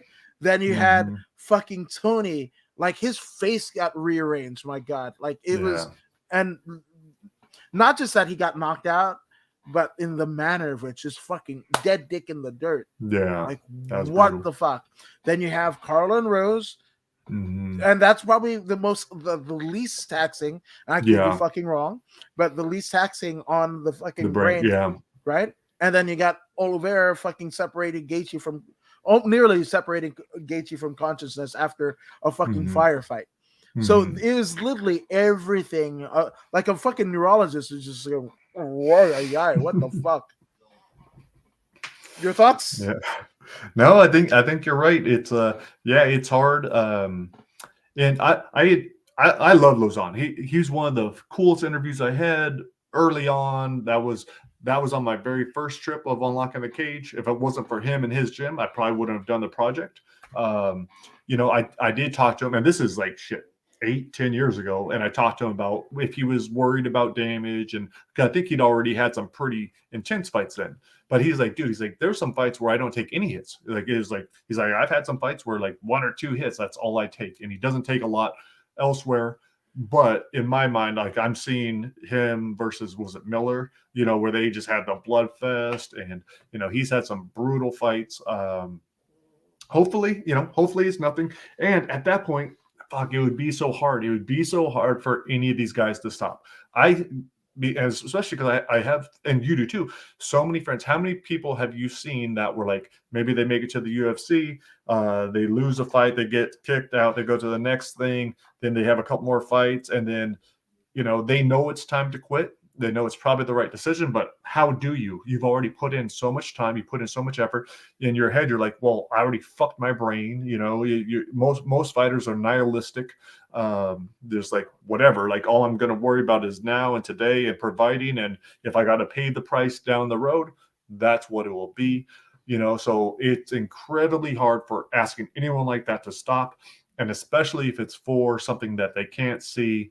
You know, if they can't see the damage, if they can't know for sure that's what it is, if they already believe that they're fucked anyways, like, yeah, I would probably just keep fighting too. So I get it, but yeah, it is hard to see that. You don't want to see anyone end up shitty. I mean, that was one of the things, dude. I was sitting on my table crying. I don't know if you hit that part in the book yet, but one day when I was doing research, I had videos of all these different boxers.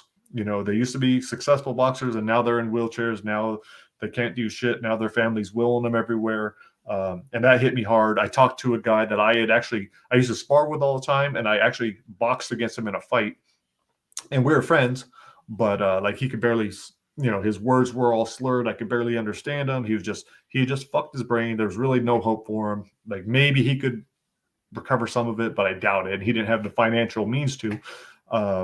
So yeah, just really sad, man. It's knowing when to stop and understanding like just how difficult stopping is, especially because like Tony said, like that's all he has. That's an identity too. Like, man, you're a fighter. You're a big person. All of a sudden, you're no longer a fighter. Like, what are you? You know, so that's tough.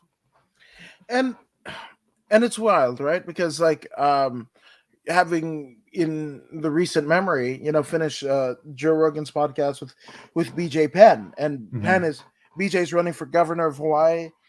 Cool, like whatever, and he pretty much had come to terms with it, and there was a peace in his voice. But man, there was a fucking 5-year period where like, oh god, BJ, stop, you know, with the culmination of him like a fat dude fucking knocking out fucking BJ Penn at a bar in flip-flops in Hawaii. Like what the fuck are we doing, right? Yeah. But obviously, you know, all men, all women aren't created equal, you know, and what have you. And that's the same with families, family dynamics, you know, coaches and managers and what have you.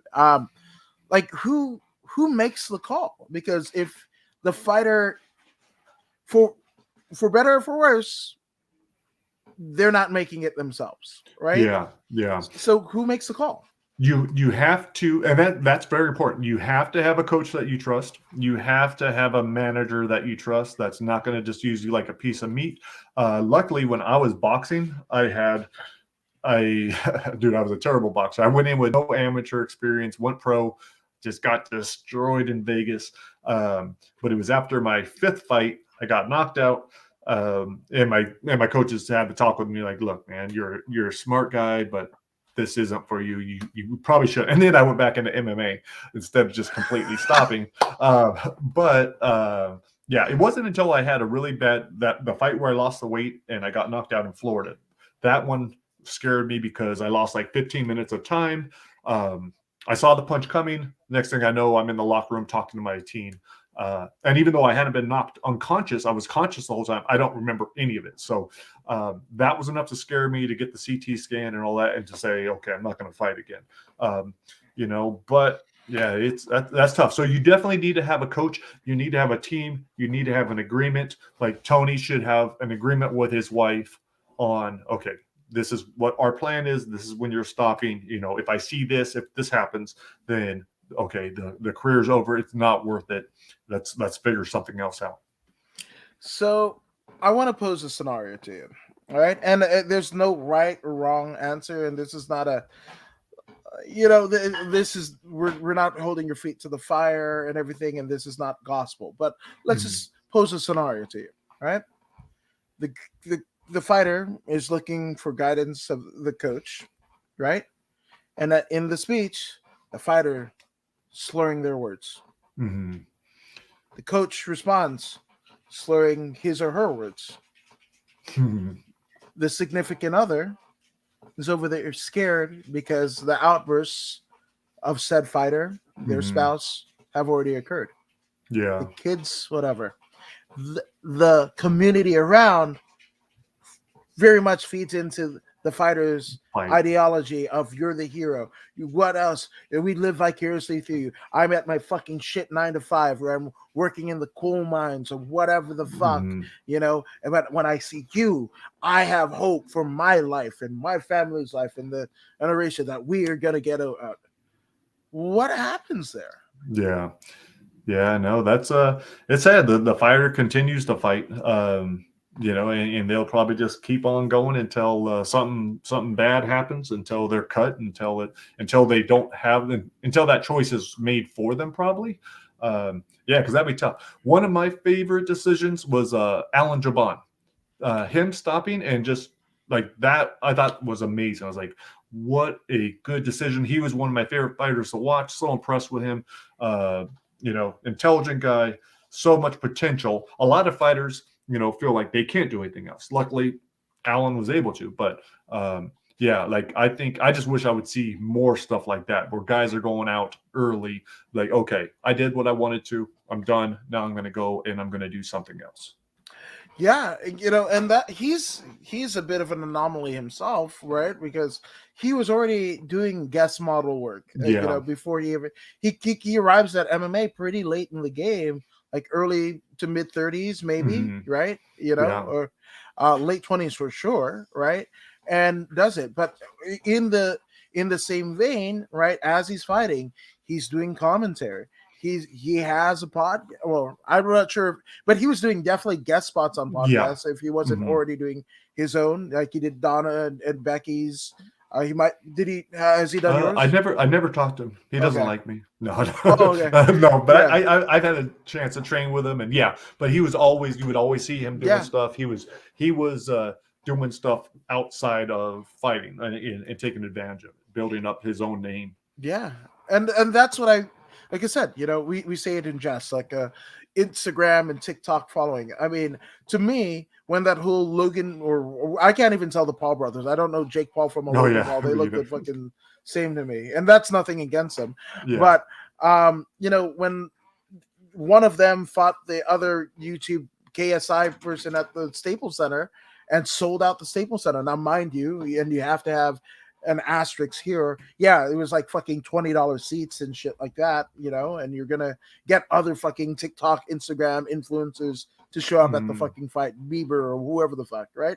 But a lot of people who are in the industry, MMA or boxing or Muay Thai or whatever. They're like, fucking went to Thailand. I studied catch in fucking Wigan. I've been to the snake pit. I've been to Brazil. I've done da da da da da. And why does that person get to whatever when I can't sell 50 fucking tickets to a regional deal? And I'm like, but there's something. And it's funny when it's to their liking, when it's to their favor, there's levels to this shit.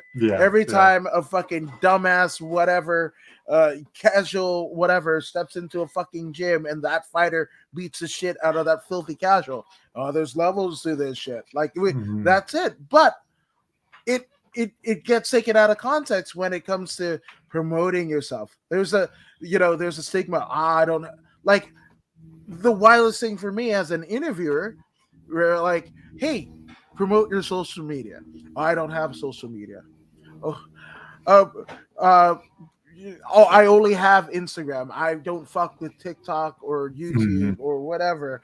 And yes, you're gonna capture a little bit of an already niche market of MMA diehards that are tuning into this stream. Out of all the fucking, when you think about it, all the MMA on YouTube, all the MMA on Fight TV, all the MMA boxing and Taekwondo on UFC Fight Pass, all of it, the past, present, and future, and then every fucking regional promotion from Buttlick, Kentucky to fucking Bangor, Maine, all the way down to fucking, fucking El Sereno, California, wherever the fuck, right?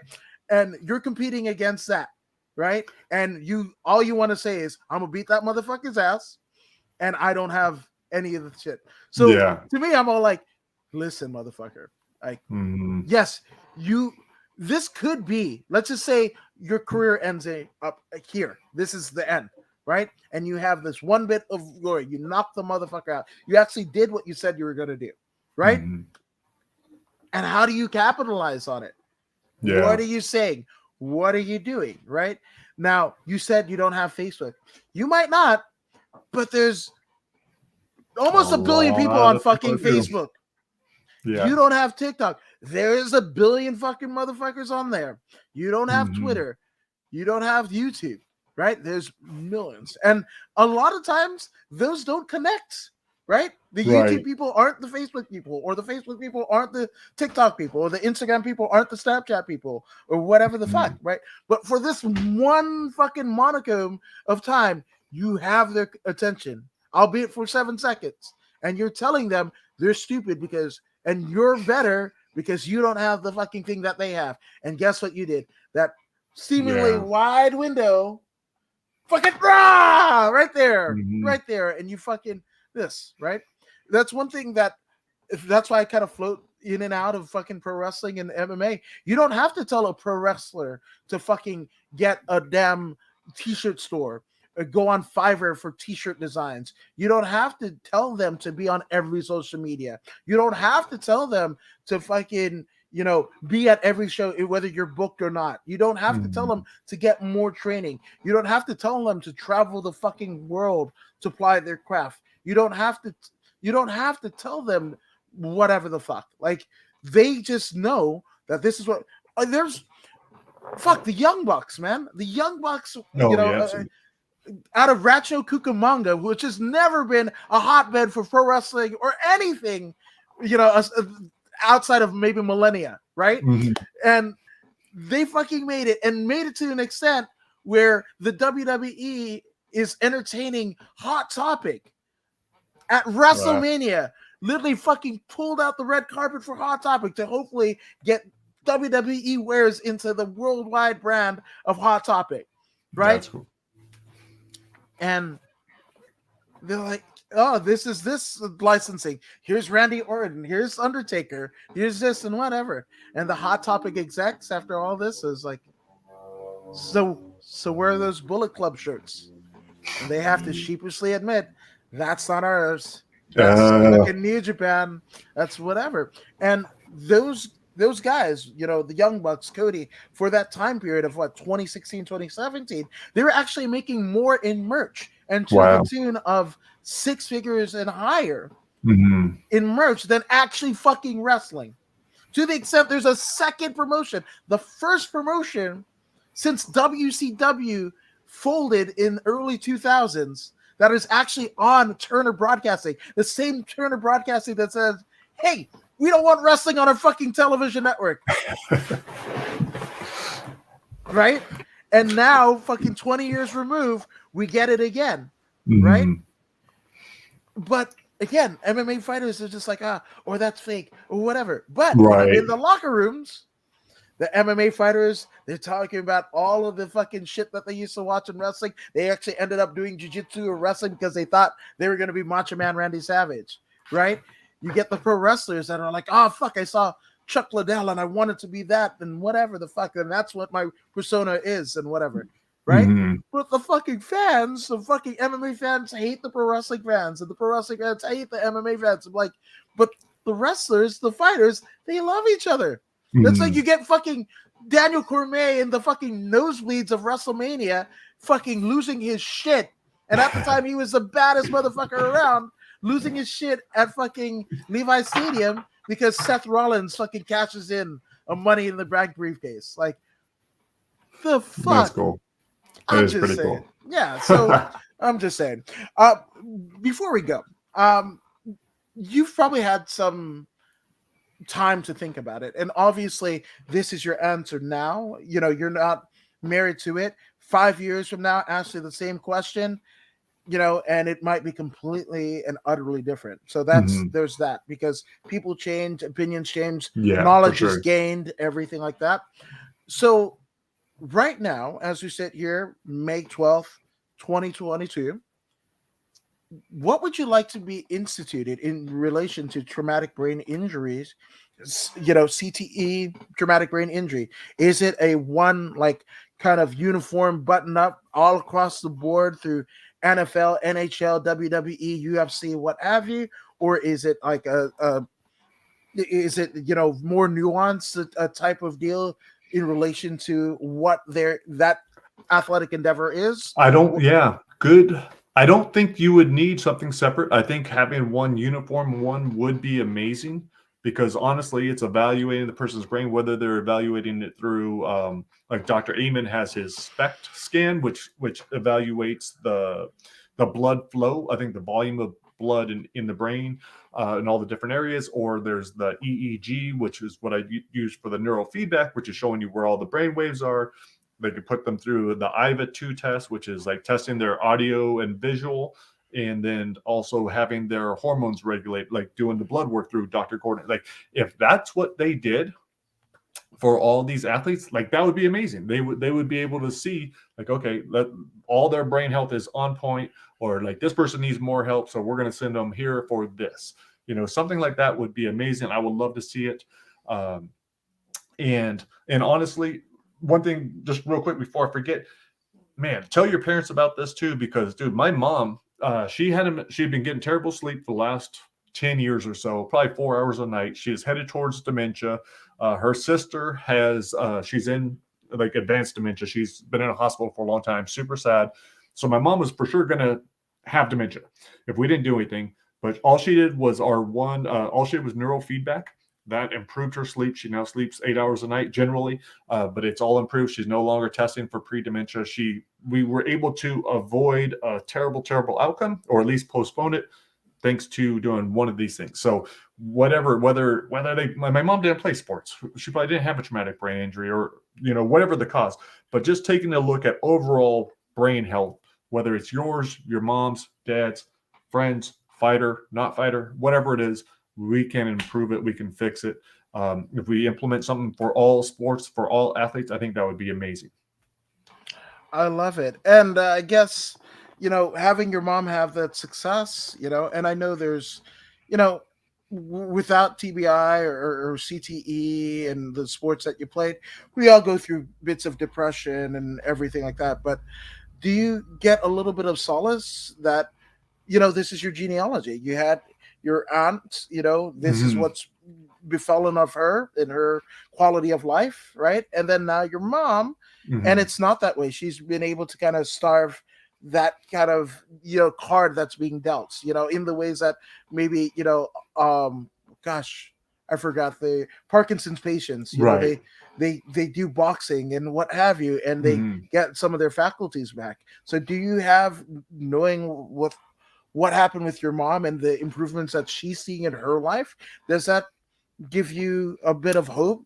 Yeah, for sure. That gives me a ton more hope because I've had to kind of tell myself like, okay, I'm just going to trick myself into believing I will not develop CTE.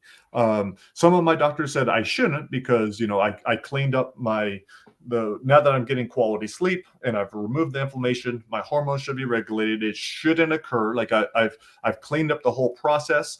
Um, but it's still scary. And if that hadn't happened with my mom, if I hadn't seen her improve like that, I don't know if I would have been able to believe it. But now I was like, okay, no, I think I did avoid it for myself. I believe I avoided it for my mother. I believe anyone can, as long as you catch it in time. There is a point of no return, but that point of no return is generally like when the person can't even have a conversation with you. So if you can catch it before then, I think there's definitely, and if nothing else, you can improve the person's state of the quality of life. Maybe you can't fix it, but you could improve it. So that alone I think is worth it. And that's why I told myself, I was like, even if I were to spend, let's say I spent $20,000, let's say I only improved my life for the last 2 years, that's wonderful. Because if I hadn't done this, dude, I wouldn't have survived the pandemic. If I hadn't done all this research, I would have either been dead, in prison, or for sure divorced. I wouldn't be having this conversation with you for sure. So yeah, I have all the hope in the world for myself and for anyone else that's willing to take an honest look at themselves and put in the work to get better. Absolutely. Michael Mackey says, howdy. And then what about Mr. Bischoff TKOing CM Punk on Twitter?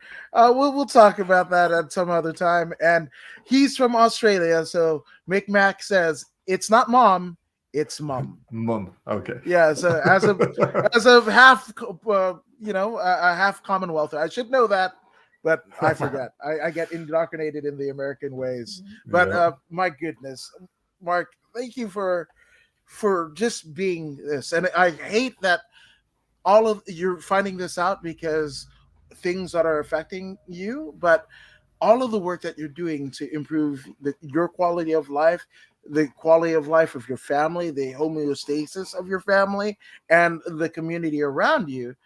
Jesus, man, like, God, I can I be on the Nobel Peace Prize deal? I mean, because Alfred Nobel, created bombs and everything, but he gets a Peace Prize named after him. But if I'm on the board, I'm getting you a Nobel Wow, Peace awesome. Prize Awesome. for what Awesome. it's worth. For what I it's worth. appreciate that, dude. No, and thank you so much for this, man. I love talking about this and being able to talk about it with you, who's knowledgeable, who knows MMA, who knows all the same people. It's been awesome. Man, you're awesome. And for those who haven't already done so, and I linked all of your links Oh, down thank here you. in the description for everybody that's watching on whatever platform that they're watching. But I did it, but it bears repeating. Where can they find you, good sir, on the socials and otherwise? All my stuff, my website is marktullius.com. Facebook is like author Mark Tullius. And then all my stuff is on Amazon, and my audiobooks are on Audible and everywhere else. But luckily, I have a pretty unique last name. So if you put that into Amazon, you will see all my books. I think I got like about 14. Only 2 are nonfiction. The rest are fiction. And I got about another 15 or so coming next couple of years. Oh my gosh, man! And like outwork everyone. That's what you're doing, and not You that you got mean, to. not that you mean to, but Jesus Christ, like, Nah, dude, you have to hustle, and I've realized like it's all on me. So if I want to be successful, and if I want to show my kids I could be successful by working hard, like that's the only way it's going to happen. So, yeah, got to do it, got to grind.